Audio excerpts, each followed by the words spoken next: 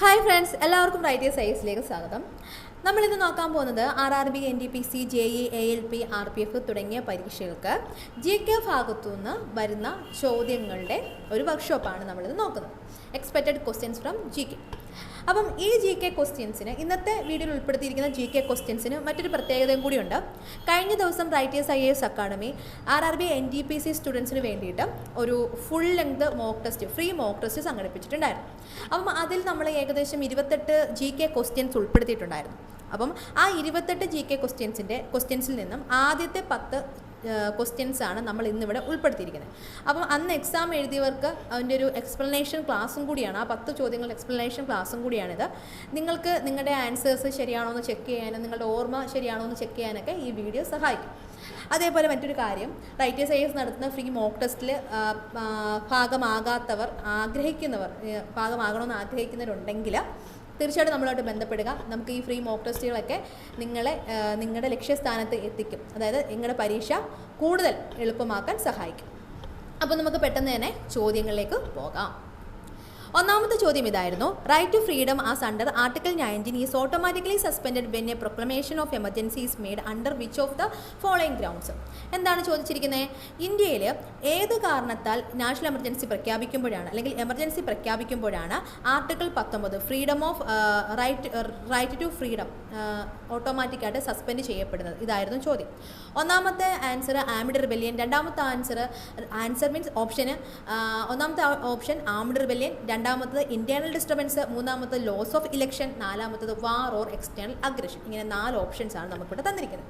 അപ്പോൾ നമ്മുടെ ഈ ചോദ്യം എന്ന് പറയുന്നത് എമർജൻസിയുമായിട്ട് ബന്ധപ്പെട്ട ചോദ്യമാണ്. ഇന്ത്യയിൽ എത്ര ടൈപ്പിലുള്ള എമർജൻസി ഉണ്ട്? 3 ടൈപ്പിലുള്ള എമർജൻസി ഉണ്ട് അല്ലേ? ഒന്നെന്ന് പറയുന്നത് എന്താണ്? നാഷണൽ എമർജൻസി, ആർട്ടിക്കിൾ 352 പ്രകാരമാണ് പ്രൊക്ലെയിം ചെയ്യുന്നത്. പിന്നെന്താണ്? സ്റ്റേറ്റ് എമർജൻസി, അതേത് ആർട്ടിക്കിളാണ്? ആർട്ടിക്കിൾ 356. ദെൻ എന്താണ്?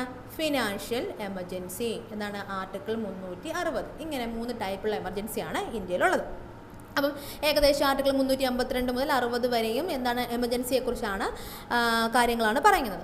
അപ്പോൾ നമ്മുടെ ഇവിടുത്തെ ചോദ്യം എന്ന് പറയുന്നത് ഏത് കാരണവശാൽ നാഷണൽ എമർജൻസി പ്രഖ്യാപിക്കുമ്പോഴാണ് ആർട്ടിക്കിൾ 19 സസ്പെൻഡ് ചെയ്യപ്പെടുന്നതെന്നാണ് നമ്മുടെ ചോദ്യം. അപ്പോൾ അതിന് വേണ്ടിയിട്ട് നമ്മൾ ആർട്ടിക്കിൾ 358 എന്താണെന്നൊന്ന് മനസ്സിലാക്കാം. According to the article 358, when the proclamation of national emergency is made, the 6 fundamental rights under the article 19 are automatically suspended. അതായത് ആർട്ടിക്കിൾ 358 പ്രകാരം എന്താണ് പറയുന്നത്? ഇന്ത്യയിൽ എപ്പോഴാണ് നാഷണൽ എമർജൻസി പ്രഖ്യാപിക്കുന്നത്? അപ്പോൾ നമ്മുടെ 6 സ്വാതന്ത്ര്യത്തിനുള്ള അവകാശങ്ങൾ അടങ്ങുന്ന ആർട്ടിക്കിൾ 19 ഓട്ടോമാറ്റിക്കായിട്ട് സസ്പെൻഡ് ചെയ്യപ്പെടുന്നു അല്ലേ? 6 സ്വാതന്ത്ര്യം നമുക്ക് ഉറപ്പ് നൽകുന്ന എന്താണ് മൗലിക അവകാശങ്ങൾ ഉൾപ്പെടുന്ന ആർട്ടിക്കിളാണ് ആർട്ടിക്കിൾ 19 എന്ന് പറയുന്നത്. എന്തിനൊക്കെയുള്ള സ്വാതന്ത്ര്യമാണ്? Freedom to speech and expression, freedom to association, freedom to assembly and association, ഇങ്ങനെ തുടങ്ങി 6 ഫ്രീഡം നമുക്ക് ഉറപ്പ് നൽകുന്ന ആർട്ടിക്കിളാണ് ആർട്ടിക്കിൾ 19. അപ്പം എന്താണ് ആർട്ടിക്കിൾ 358 പറയുന്നത്? എപ്പോഴാണോ നാഷണൽ എമർജൻസി പ്രസിഡന്റ് പ്രഖ്യാപിക്കുന്നത് അപ്പോൾ തന്നെ ആർട്ടിക്കിൾ 19 ഓട്ടോമാറ്റിക്കായിട്ട് സസ്പെൻഡ് ചെയ്യുന്നു എന്നാണ് പറയുന്നത്. അപ്പം ഇതിന് no separate order for their suspension is required. അപ്പോൾ ആർട്ടിക്കിൾ 19 സസ്പെൻഡ് ചെയ്യാൻ വേണ്ടിയിട്ട് പ്രത്യേകിച്ച് ഓർഡർ ഒന്നും വേണ്ട. നാഷണൽ എമർജൻസി എപ്പോഴാണ് പ്രസിഡന്റ് പ്രൊക്ലെയിം ചെയ്തത് അപ്പോൾ തന്നെ ആർട്ടിക്കിൾ 19 സസ്പെൻഡ് ചെയ്യുന്നു ആർട്ടിക്കിൾ 358 പറയുന്നു. പക്ഷേ 1978 44ാമത്തെ അമെൻമെൻറ്റ് ആക്ട് ആർട്ടിക്കിൾ 358 പറയുന്ന ഈ ഒരു കാര്യത്തിന് എന്ത് ചെയ്യുന്നു? റെസ്ട്രിക്റ്റ് ചെയ്യുന്നുണ്ട്. ഇതിനകത്തൊരു ചെറിയ മാറ്റം വരുത്തുന്നുണ്ട്. ഏത് അമെൻമെൻ്റാണ്? 1978 44th അമെൻമെൻറ്റ് ആക്ട്. അതെന്താണ് നമുക്ക് നോക്കാം. The 6 fundamental right under the article 19 can be suspended only when the national emergency is declared on the ground of war or external aggression and not on the ground of armed rebellion. അപ്പോൾ എന്താണ് amendment 44ാമത്തെ amendment act article 358 വരുത്തിയ മാറ്റം ഒന്ന് മനസ്സിലാക്കുക.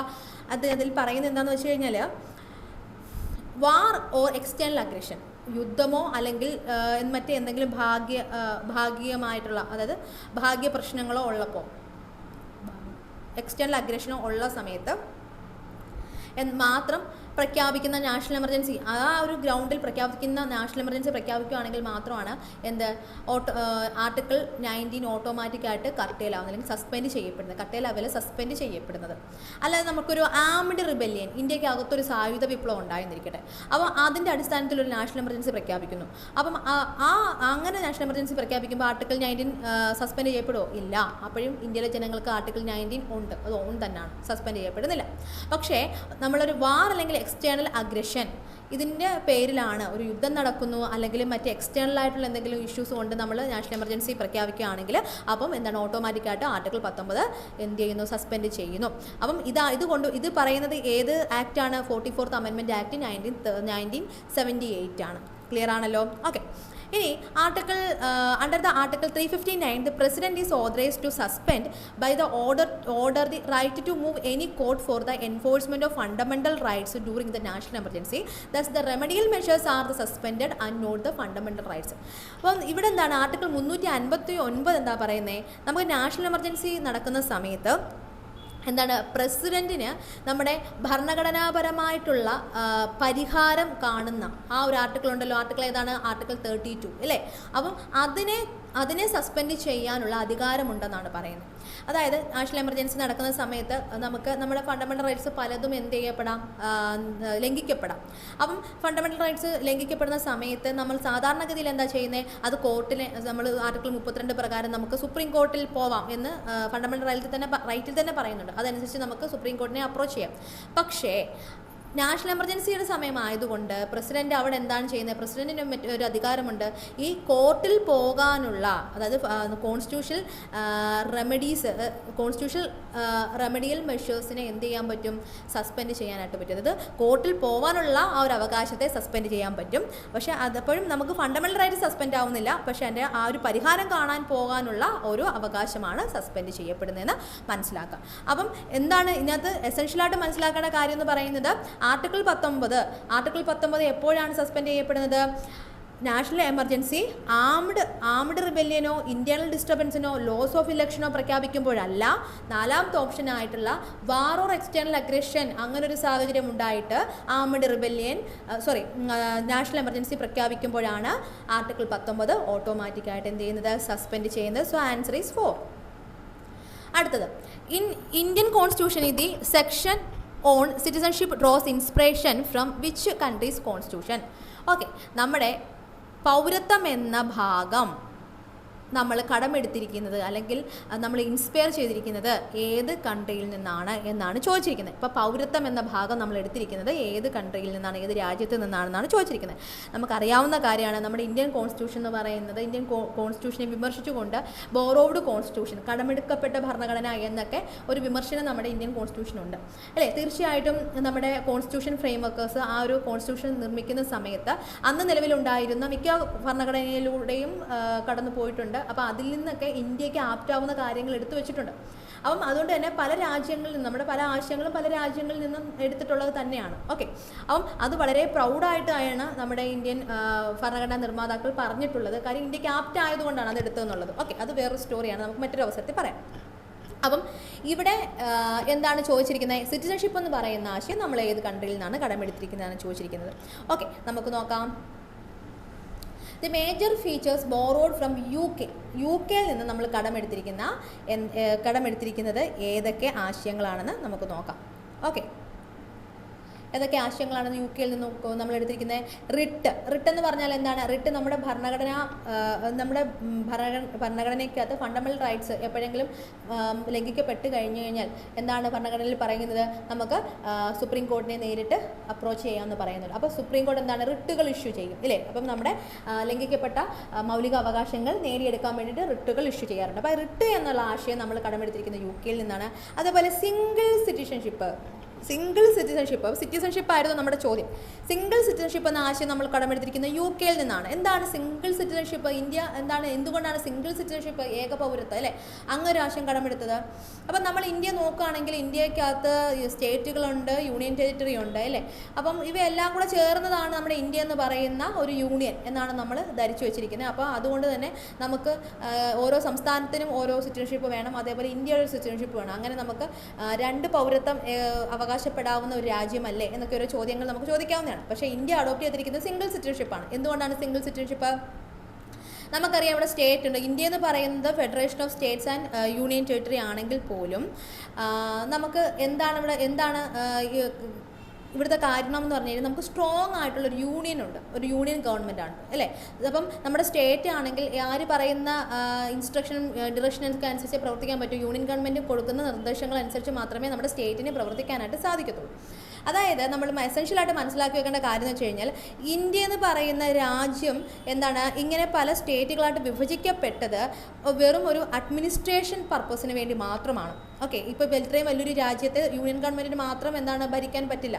അതുകൊണ്ട് തന്നെ കൃത്യമായിട്ട് കൺവീനിയൻ്റ് ആയിട്ട് ഭരണം നടത്താൻ വേണ്ടിയിട്ട് പല സ്റ്റേറ്റുകളായിട്ട് വിഭജിച്ചു അല്ലേ. മറ്റു പ്രദേശങ്ങൾ സ്റ്റേറ്റിൻ്റെ യൂണിയൻ ഗവൺമെൻറ്റിൻ്റെ നേരിട്ടുള്ള അഡ്മിനിസ്ട്രേഷൻ വേണമെന്ന് കരുതപ്പെടുന്ന സ്ഥലങ്ങൾ യൂണിയൻ ടെറിട്ടറി എന്നുള്ള പേരിലും നിലനിർത്തുന്നു.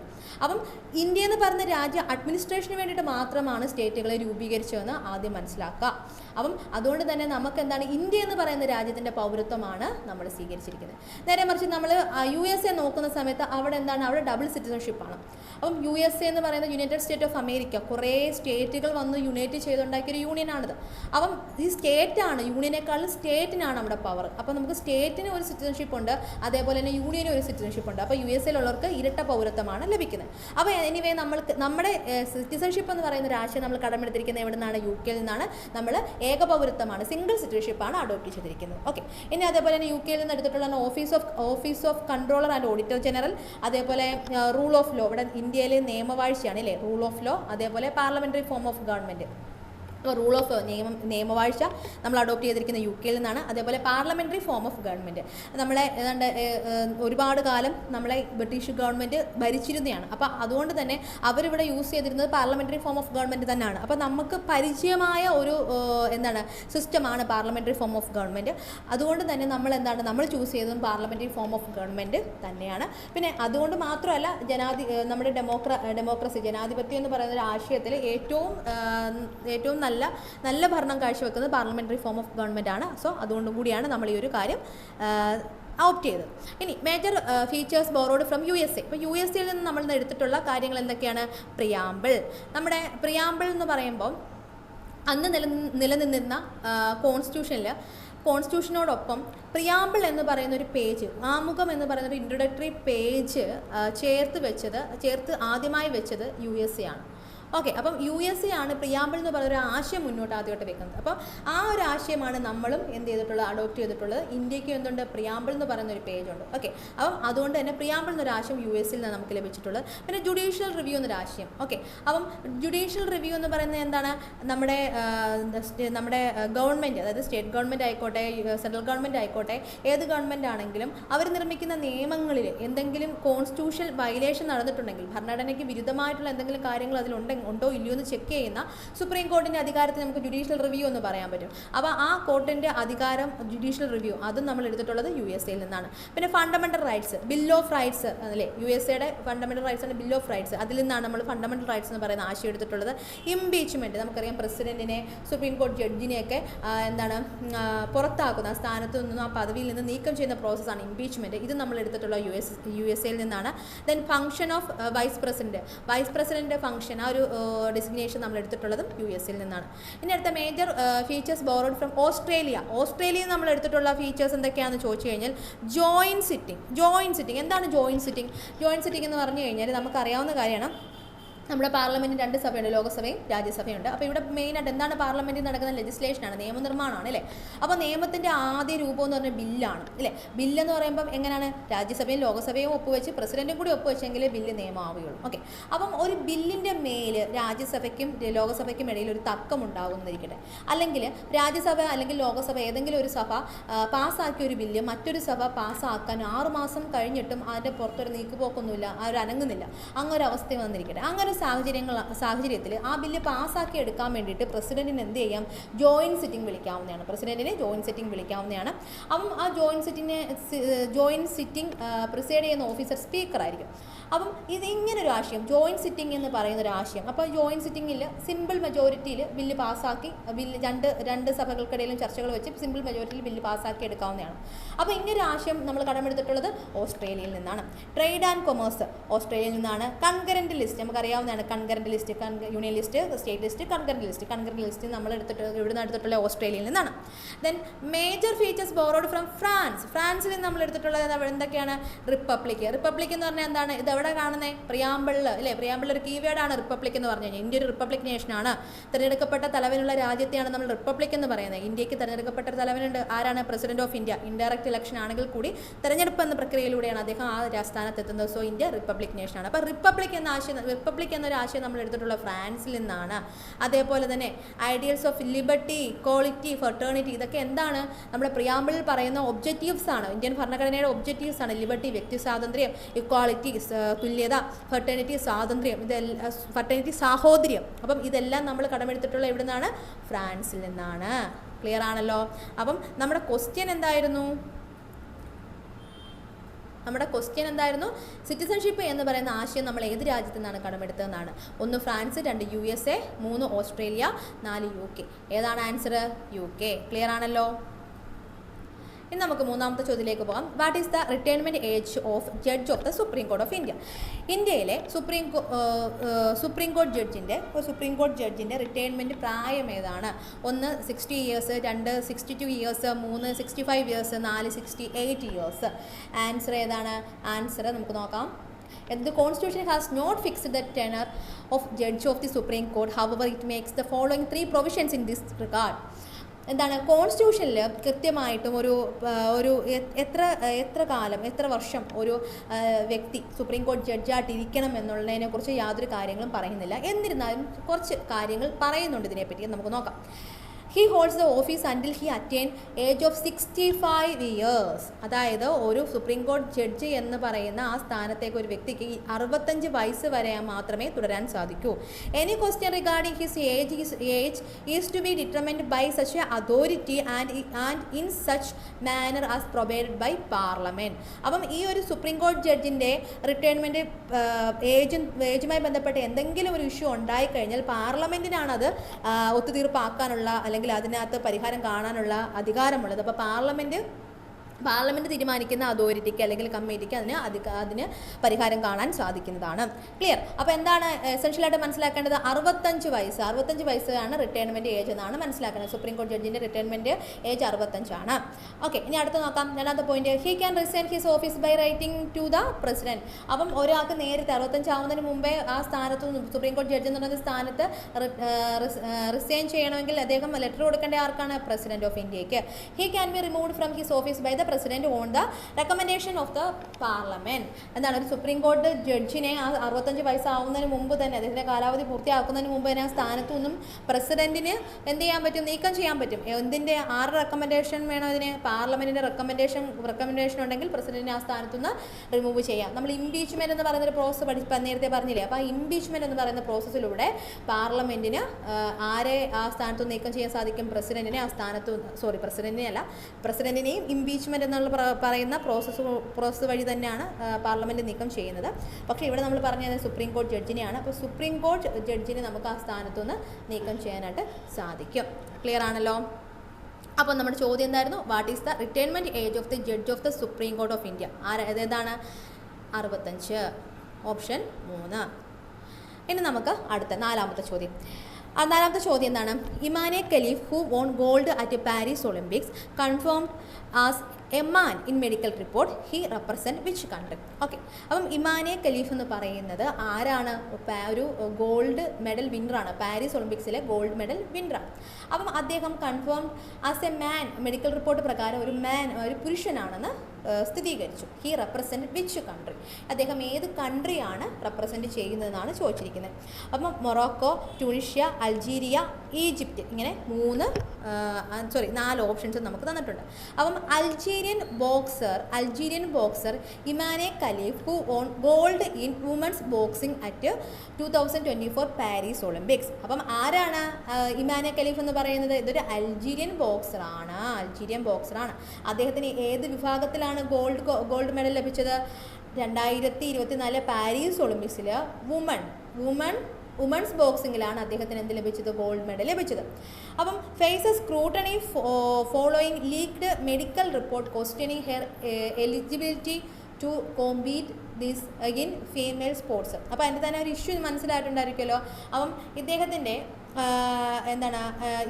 ഇദ്ദേഹം പങ്കെടുത്തത് വുമൻസ് ബോക്സിങ്ങിലാണ് അല്ലേ, അതിലാണ് അദ്ദേഹത്തിന് ഗോൾഡ് മെഡൽ ലഭിച്ചത്. പക്ഷേ അദ്ദേഹത്തിൻ്റെ ഒരു മെഡിക്കൽ റിപ്പോർട്ട് ലീക്കായി, അപ്പം അതുകൊണ്ട് തന്നെ അദ്ദേഹം വുമൻസ് ബോക്സിങ്ങിൽ പങ്കെടുക്കാൻ എലിജിബിൾ ആണോ അല്ലയോ എന്നൊരു ഇഷ്യൂ ഉയർന്നിട്ടുണ്ടായിരുന്നു. അപ്പം അതിൻ്റെ ഭാഗമായിട്ടാണ് അദ്ദേഹം ന്യൂസ് പേപ്പറിൽ ഇടം പിടിച്ചത്, ന്യൂസിൽ റീസെൻ്റ് നമ്മുടെ കണ്ടഫേഴ്സിലൊക്കെ ഇടം പിടിച്ചത് ഇതിൻ്റെ ഭാഗമായിട്ടാണ്. അപ്പം എന്തായാലും നമ്മൾ മനസ്സിലാക്കിയിരിക്കേണ്ടത് ഇമാനെ ഖലീഫ് എന്ന് പറയുന്നത് അൾജീരിയൻ ബോക്സറാണ്. അദ്ദേഹം ഏത് വിഭാഗത്തിനാണ്? വുമൻസ് ബോക്സിങ്ങിലാണ് അദ്ദേഹം പാരീസ് ഒളിമ്പിക്സിൽ ഗോൾഡ് മെഡൽ നേടിയത്. ക്ലിയർ? അടുത്ത 5ാമത്തെ ചോദ്യം. Normally Commonwealth games are held at an interval of, അതായത് കോമൺവെൽത്ത് ഗെയിംസ് എത്ര വർഷത്തിൻ്റെ ഇടവേളകൾ എടുക്കുമെന്നുള്ളത്. അതായത് ഒരു കോമൺവെൽത്ത് കഴിഞ്ഞിട്ട് എത്ര വർഷത്തിന് ഇടവേള കഴിഞ്ഞിട്ടാണ് അടുത്ത കോമൺവെൽത്ത്. അപ്പോൾ കോമൺവെൽത്ത് ഗെയിംസിൻ്റെ ഇടവേള എത്രയെന്നാണ് ചോദ്യം. Option 3 years, 2 years, 4 years, 5 years and 6 years. നമുക്ക് നോക്കാം. Commonwealth games were previously called British Empire Game. അപ്പം ബ്രിട്ടീഷ് എംപയർ ഗെയിം എന്നായിരുന്നു കോമൺവെൽത്ത് ഗെയിംസിനെ നമ്മൾ പറഞ്ഞിട്ടുള്ളത്. ബ്രിട്ടീഷ് എംപയർ ഗെയിംസ് എന്നാണ് ആദ്യകാലത്ത് പറയുന്നുണ്ടായിരുന്നത്. എന്താണ് ബ്രിട്ടീഷ് എംപയർ ഗെയിംസ് എന്ന് പറയാം? നമുക്ക് കോമൺവെൽത്ത് എന്ന് പറയുമ്പോൾ തന്നെ അറിയാം എന്താണ് ഈ ഓർഗനൈസേഷൻ.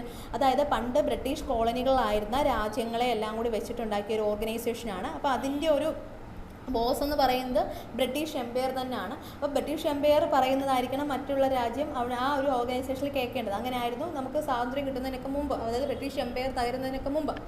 അപ്പം ഇപ്പോഴങ്ങനല്ല, നമുക്കിഷ്ടമുണ്ടെങ്കിൽ മാത്രം കോമൺവെൽത്തിൽ നിന്നാൽ മതി. പക്ഷേ ഇന്ത്യ ഇപ്പോഴും കോമൺവെൽത്തിൽ അംഗമാണ്. ഓക്കെ, അപ്പം അതുകൊണ്ട് തന്നെ ഈ ബ്രിട്ടീഷ് എംപയർ ഗെയിം എന്നാണ് ആദ്യം ഈ ഒരു കോമൺവെൽത്ത് ഗെയിം അറിയപ്പെട്ടിരുന്നത്. The Commonwealth game take place every 4 years. നമുക്ക് ആൻസർ കിട്ടിയല്ലോ.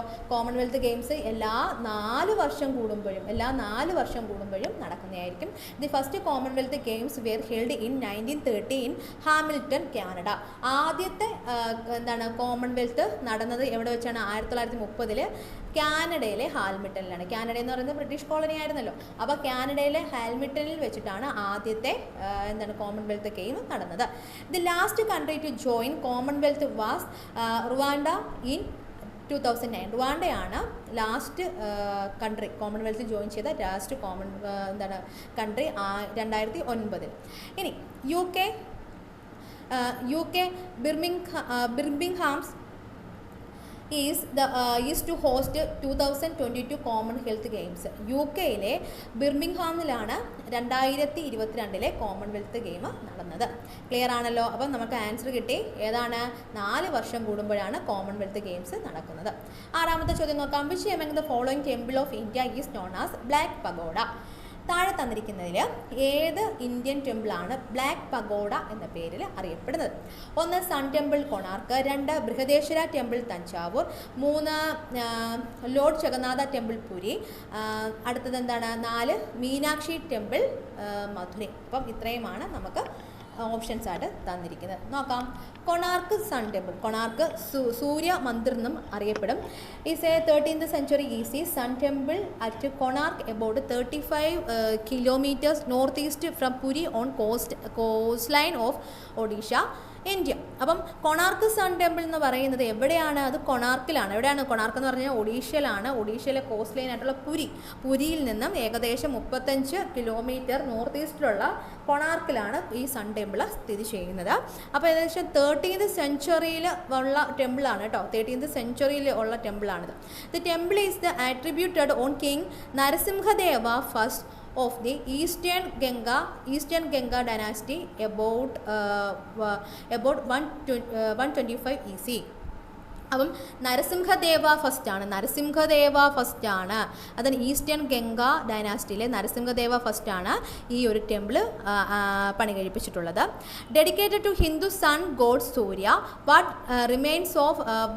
What remains of temple complex has appearance of 100 foot 30 meter high chariot with immense wheels and horse all carved from stone. അതായത് നമുക്ക് വലിയൊരു രഥം ഇവിടെ കാണാനായിട്ട് സാധിക്കും.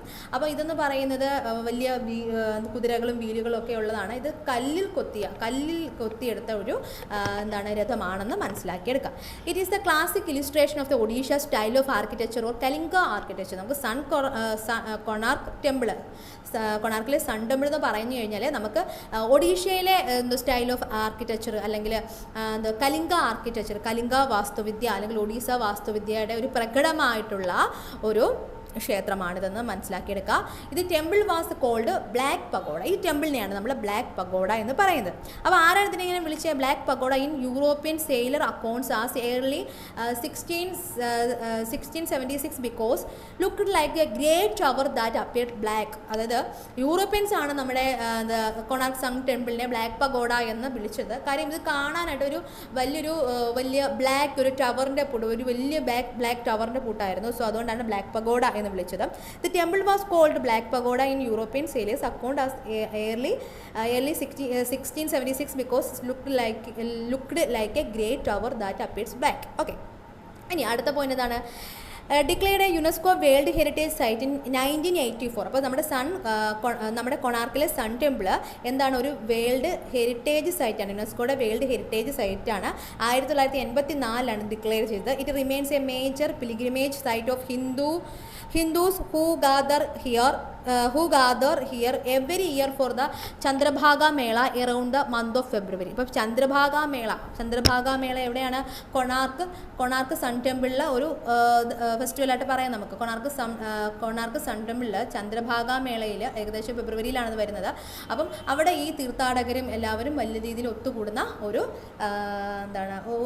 ഒരു സമയമാണ് ചന്ദ്രഭാഗ മേള എന്ന് പറയുന്നത്.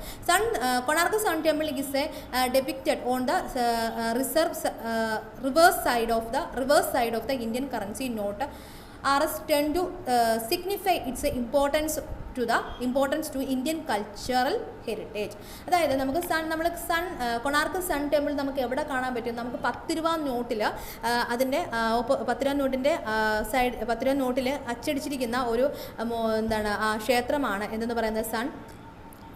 സൺ ടെമ്പിൾ, കൊണാർക്കിലെ സൺ ടെമ്പിൾ. അപ്പോൾ അതിലൂടെ തന്നെ നമുക്ക് മനസ്സിലാക്കാം എന്താണ് അത് കൊണാർക്ക് ടെമ്പിളിൻ്റെ ഒരു ആർക്കിടെക്ചർ, ആ കലിംഗ ആർക്കിടെക്ചർ എന്ന് പറഞ്ഞാൽ എത്ര സിഗ്നിഫിക്കൻ്റ് ആണ് ഇന്ത്യൻ കൾച്ചറിൽ, ഇന്ത്യൻ ഹെറിറ്റേജ് കൾച്ചറിൽ അത് എത്ര സിഗ്നിഫിക്കൻ്റ് ആണെന്നുള്ളൊരു കാര്യം നമുക്ക് മനസ്സിലാക്കാം. അപ്പോൾ ഒരു ചോദ്യം കൂടിയാണത്.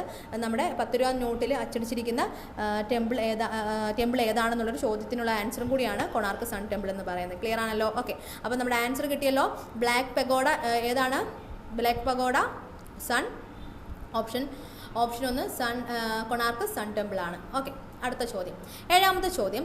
Jagannath temple which become a significant symbol of political power was built under the patronage of which ruler?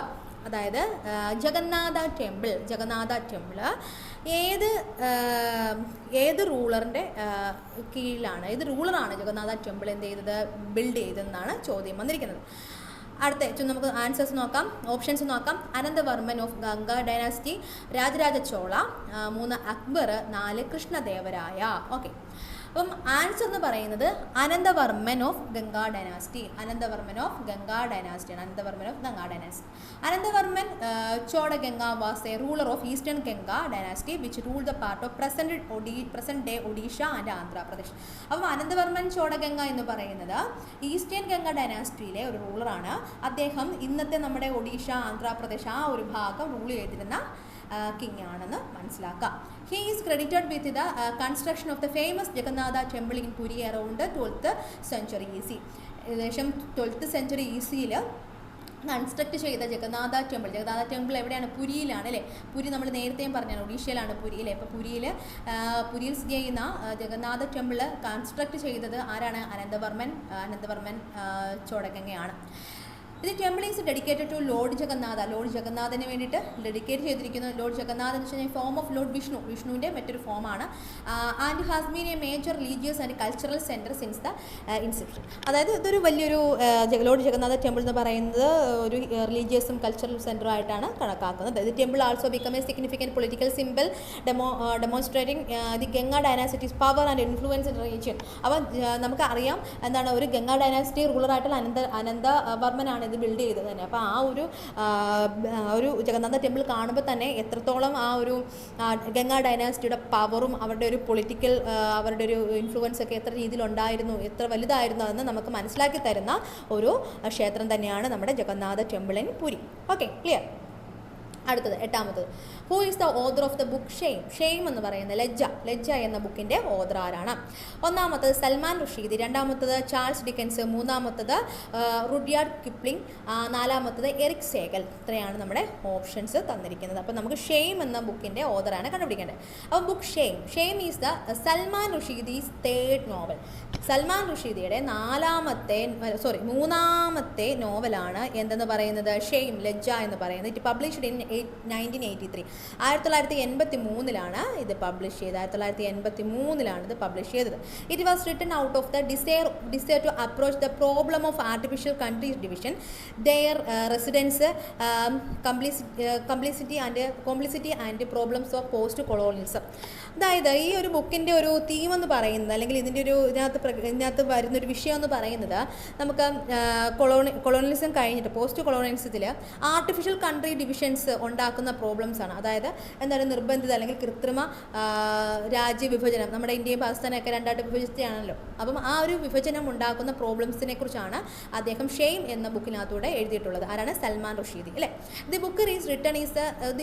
Book is written in the style of magic realism. അപ്പോൾ ഇദ്ദേഹം ഇത് എഴുതിയിരിക്കുന്നത് മാജിക് റിയാലിസം എന്നുള്ള ആ ഒരു സ്റ്റൈലാണ് അദ്ദേഹം ഇത് എഴുതിയിരിക്കുന്നത്.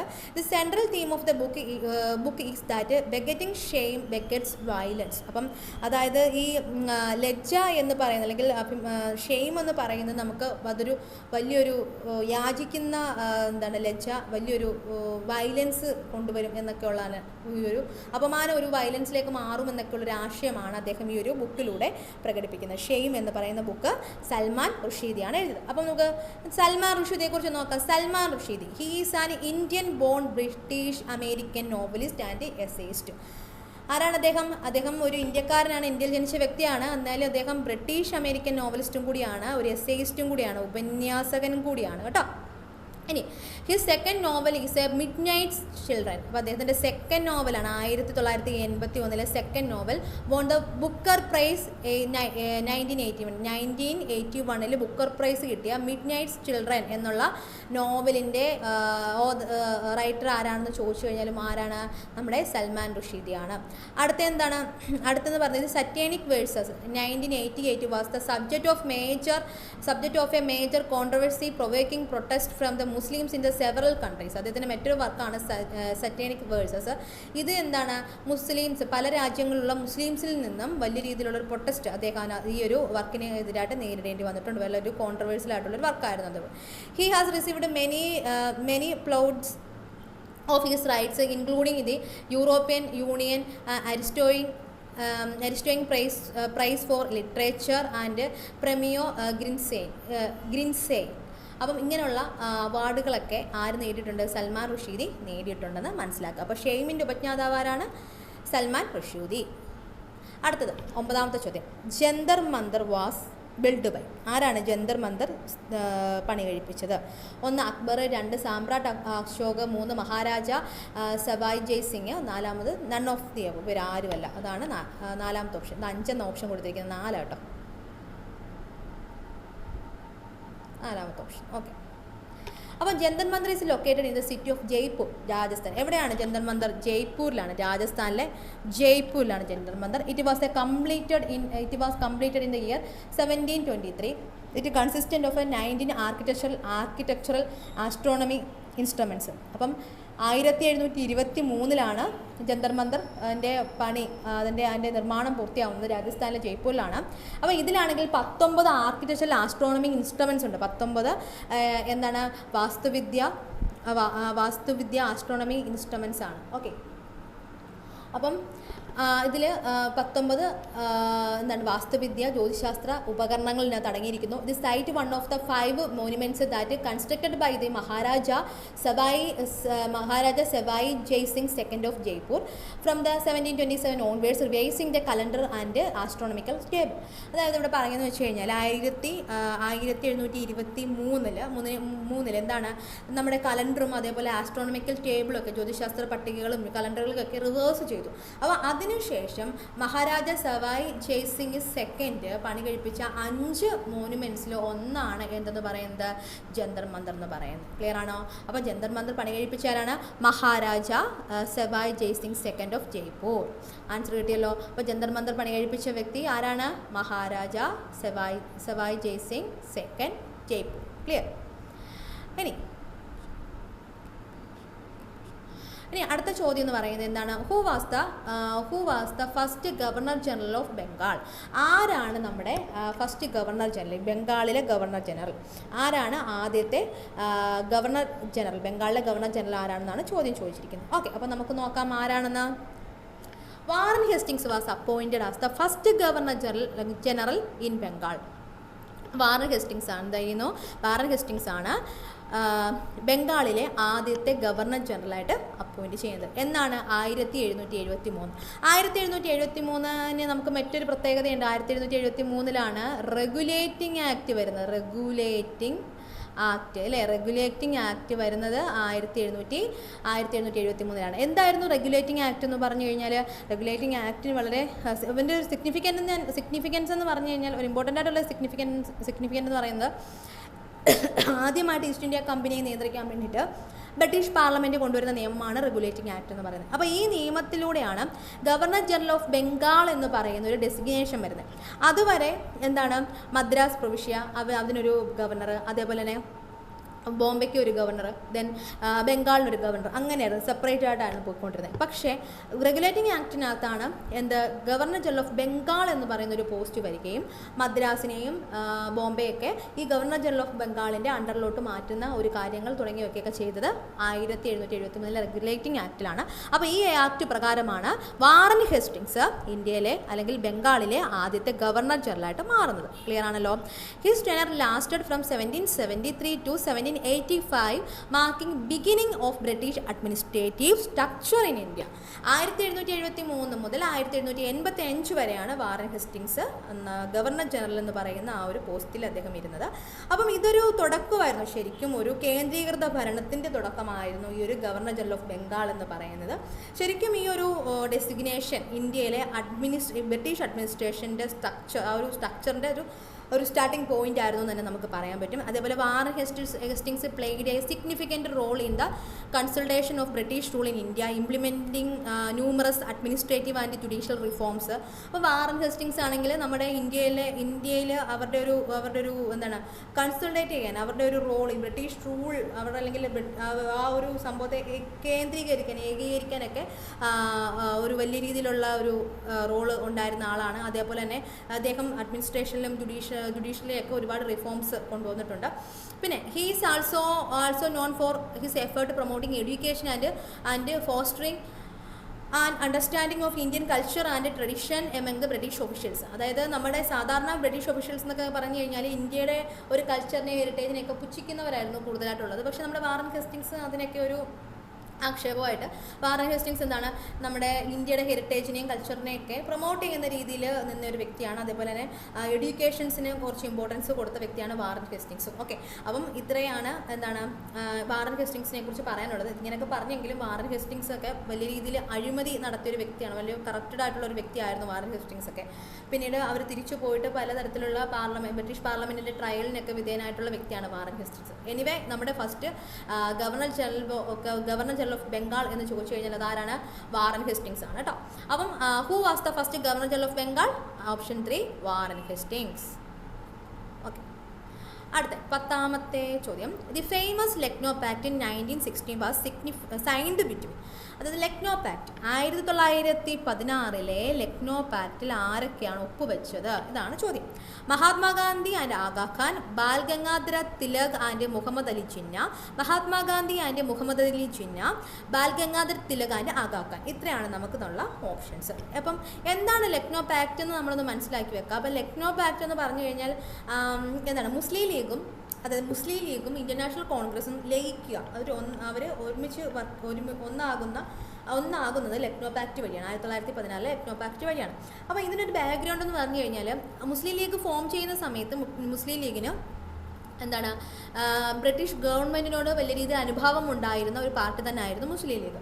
അപ്പം പക്ഷേ 1ാം ലോക മഹായുദ്ധം തുടങ്ങുമ്പോൾ മുസ്ലിം ലീഗ് മനസ്സിലാക്കുന്നു, ഓട്ടോമാൻ എംപയറിനെതിരായിട്ട്, അതായത് തുർക്കിയിലെ സുൽത്താനെതിരായിട്ട്, എല്ലാ മുസ്ലിംസും അവരുടെ ആത്മീയ നേതാവായിട്ട് കരുതുന്ന, ഒരു സ്പിരിച്വൽ ലീഡറായിട്ട് കരുതുന്ന തുർക്കിയിലെ സുൽത്താനെതിരായിട്ടാണ് 1ാം ലോക മഹായുദ്ധത്തിൽ ബ്രിട്ടൻ നിൽക്കുന്നതെന്നൊരു സത്യം ആര് തിരിച്ചറിയുന്നു? മുസ്ലിം ലീഗ് തിരിച്ചറിയുന്നു. മാത്രമല്ല മുസ്ലിം ലീഗ് മുന്നോട്ട് വെച്ച പല കാര്യങ്ങളും ആര് അംഗീകരിക്കുന്നില്ല, ബ്രിട്ടീഷ് ഗവൺമെൻറ് അംഗീകരിക്കാതെയൊക്കെ വരുന്ന അവസരങ്ങളുണ്ട്. അപ്പോൾ ഇതെല്ലാം കൂടെ ചേർത്തിട്ട് ബ്രിട്ടീഷ് ഗവൺമെൻറ്റിനോട് ആർക്കൊരു വിയോജിപ്പുണ്ടാവും? മുസ്ലിം ലീഗിനൊരു വിയോജിപ്പുണ്ടാവും. അപ്പോൾ എന്താണ്, അപ്പം ആൾറെഡി ഇന്ത്യൻ നാഷണൽ കോൺഗ്രസ് എന്ന് പറയുന്നത് ബ്രിട്ടീഷ് ഗവൺമെൻറ്റിൻ്റെ ഒരു ശത്രുതാ ഭാവത്തിൽ നിൽക്കുന്ന ആൾക്കാർ തന്നെയാണ്. സോ ശത്രുവിൻ്റെ ശത്രു മിത്രം എന്നുള്ള രീതിയിൽ മുസ്ലിം ലീഗ് ഇന്ത്യൻ നാഷണൽ കോൺഗ്രസിൽ 1916 ലയിക്കുകയാണ്. അപ്പോൾ അതിൻ്റെ ഉണ്ടാക്കുന്ന ഒരു എഗ്രിമെൻ്റാണ് ലക്നോ പാക്ട് എന്ന് പറയുന്നത്. അപ്പോൾ നോക്കാം, ഇത് Lucknow pact was an agreement between the Indian National Congress and Muslim League at the joint session of both parties held in Lucknow in December 1916. അപ്പം ലക്നോ പാക്ട് എഗ്രിമെൻ്റ് ഉണ്ടാവുന്നതെന്ന് വെച്ച് കഴിഞ്ഞാൽ 1917 ഡിസംബറിൽ ലക്നോയിൽ വെച്ചിട്ട് മുസ്ലിം ലീഗിൻ്റെയും അതേപോലെ തന്നെ നമ്മുടെ ഇന്ത്യൻ നാഷണൽ കോൺഗ്രസിൻ്റെ ഒരു ജോയിൻറ്റ് സെഷൻ ഉണ്ടാകുന്നു. അവിടെ വെച്ചിട്ടാണ് ഈ ഒരു ലയനം, ഈ ഒരു കരാർ ഉണ്ടാവുന്നതെന്ന് മനസ്സിലാക്കുക. ഇത് Lucknow Pact 1960 signed between Bal Gangadhar Tilak and Muhammad Ali Jinnah. Lucknow Pact 1914 Lucknow Pact sign ചെയ്യുന്ന ആരൊക്കെ തമ്മിൽ? ബാൽ ഗംഗാധര തിലകനും മുഹമ്മദ് അലി ജിന്നയും തമ്മിലാണെന്ന് മനസ്സിലാക്കുക. നമ്മുടെ ചോദ്യം അതായിരുന്നു കേട്ടോ. As a result of this agreement ഇത് Muslim League leaders agreed to join Congress movement demanding Indian independence. അപ്പം ഈ ഒരു റിസൾട്ടിൻ്റെ ഫലമായിട്ട് എന്താണ്, ഇവർ തമ്മിൽ ജോയിൻ ചെയ്യുന്നു. അതേപോലെ തന്നെ നമ്മുടെ ഇന്ത്യൻ ഇൻഡിപെൻഡൻസിന് വേണ്ടി ഒരുമിച്ച് പ്രവർത്തിക്കാൻ തീരുമാനിക്കുകയും ചെയ്യുന്നു. The Lucknow pact was seen as a beacon of hope of Hindu Muslim യൂണിറ്റിയുടെ ഒരു എന്താണ് ഹോപ്പായിട്ട്, ഒരു പ്രതീക്ഷയായിട്ട്, ബീക്കൺ ഓഫ് ഹോപ്പായിട്ട് നമുക്ക് ഈ ഒരു ലക്നോ പാക്ടിനെ കണക്കാക്കാം. Some common demands presented by both parties to Britisher. അതായത് നമ്മുടെ ഈ മുസ്ലിം ലീഗും ആഫ്റ്റർ ലക്നോ പാക്ട് മുസ്ലിം ലീഗും ഇന്ത്യൻ നാഷണൽ കോൺഗ്രസും കൂടെ ചേർന്നിട്ട് അവരുടെ ഒരു ഡിമാൻഡ്സ് ബ്രിട്ടീഷ് പാർലമെൻറ്റിൻ്റെ മുന്നിലേക്ക് പ്രസൻറ്റ് ചെയ്തിരുന്നു. അപ്പോൾ അതിൽ ഉൾപ്പെടുന്ന പോയിൻറ്റ്സ് എന്തൊക്കെയാണ്, കോമൺ ഡിമാൻഡ്സ് എന്തൊക്കെയായിരുന്നു പറഞ്ഞു കഴിഞ്ഞാൽ, the number of elected seat on the councils should be increased. അതായത് നമ്മുടെ എന്താണ്, ഓരോ പ്രൊവിൻസിലുമുള്ള എന്താണ് ലെജിസ്ലേഷനിലെ കൗൺസിലുകളിലെ എന്ത് ചെയ്യണം, ഇലക്റ്റഡ് മെമ്പേഴ്സിൻ്റെ എണ്ണം കൂട്ടണം. അതേപോലെ തന്നെ സീറ്റിൻ്റെ എണ്ണം കൂട്ടണം എന്നുള്ളത് ഒന്നാമത്തത്. രണ്ടാമത്തത് minorities in the province should be protected. അതായത് മൈനോറിറ്റീസ് പ്രൊവിൻസിലെ മൈനോറിറ്റീസ് എന്ത് ചെയ്യണം, പ്രൊട്ടക്റ്റ് ചെയ്യപ്പെടണം. അതേപോലെ all province should be granted autonomy. എല്ലാ പ്രൊവിൻസിനും എന്ത് കൊടുക്കണം, ഓട്ടോണമി കൊടുക്കണം. സോ ഒരു സ്വാതന്ത്ര്യം കൊടുക്കണം എന്നുള്ള ഒരു എന്താണ്, സ്വന്തമായിട്ട് കാര്യങ്ങൾ നടത്താനുള്ള സ്വയംഭരണ അധികാരം കൊടുക്കണം എന്നാണ് പറയുന്നത്. അടുത്തത് 4ാമത് സെപ്പറേറ്റിംഗ് എക്സിക്യൂട്ടീവ് ഫ്രം ദ ജുഡീഷ്യറിയിൽ നിന്ന് എക്സിക്യൂട്ടീവിനെ സെപ്പറേറ്റ് ചെയ്യണം എന്നുള്ളൊരു ആശയവും എന്താണ്, മുസ്ലിം ലീഗിൻ്റെയും നമ്മുടെ INCയുടെയും കോമൺ ഡിമാൻഡിൽ പെടുന്നതാണ്. അപ്പോൾ ഇത്രയും കാര്യങ്ങളാണ് ബ്രിട്ടീഷ് ഗവൺമെൻറ്റിൻ്റെ മുന്നിൽ അവർ ഡിമാൻഡായിട്ട് വെച്ചത്. ഓക്കെ, അപ്പം ഇതോടെ നമ്മുടെ 10ാമത്തെ ചോദ്യം അവസാനിക്കുകയാണ്. അപ്പം ഇത്രയും ചോദ്യം, ഈ 10 ചോദ്യവും നിങ്ങൾക്ക് മനസ്സിലായി എന്നാണ് ഞാൻ വിശ്വസിക്കുന്നത്. അപ്പം എക്സാം എഴുതിയവർക്ക് എന്തെങ്കിലും ഡൗട്ട് ഉണ്ടെങ്കിൽ നമ്മളോട്ട് ബന്ധപ്പെട്ടാൽ മതി, ചോദിച്ചാൽ മതി, ഞാൻ ഇത് ആൻസർ ചെയ്യുന്നതായിരിക്കും. മറ്റ് എക്സാം എഴുതിയവർക്ക് മാത്രമല്ല, ആർക്ക് ഡൗട്ട് ഉണ്ടെങ്കിലും ചോദിച്ചാൽ നമുക്കത് ക്ലിയർ ചെയ്ത് തരാവുന്നേ ഉള്ളൂ. അപ്പം വീഡിയോസൊക്കെ നിങ്ങൾ കാണുമെന്നാണ് ഞാൻ പ്രതീക്ഷിക്കുന്നത്. അപ്പോൾ കാണണം കേട്ടോ. പിന്നെ മോക്ക് ടെസ്റ്റൊക്കെ ചെയ്യാൻ താല്പര്യമുള്ളവർ നമ്മളോട്ട് ബന്ധപ്പെടുക. അപ്പോൾ നമുക്ക് അടുത്ത ഭാഗത്തിൽ കാണാം, അടുത്ത വീഡിയോയിൽ കാണാം. അതുവരെ എല്ലാവരും ഹാപ്പി ആയിട്ടിരിക്കുക. Thank you.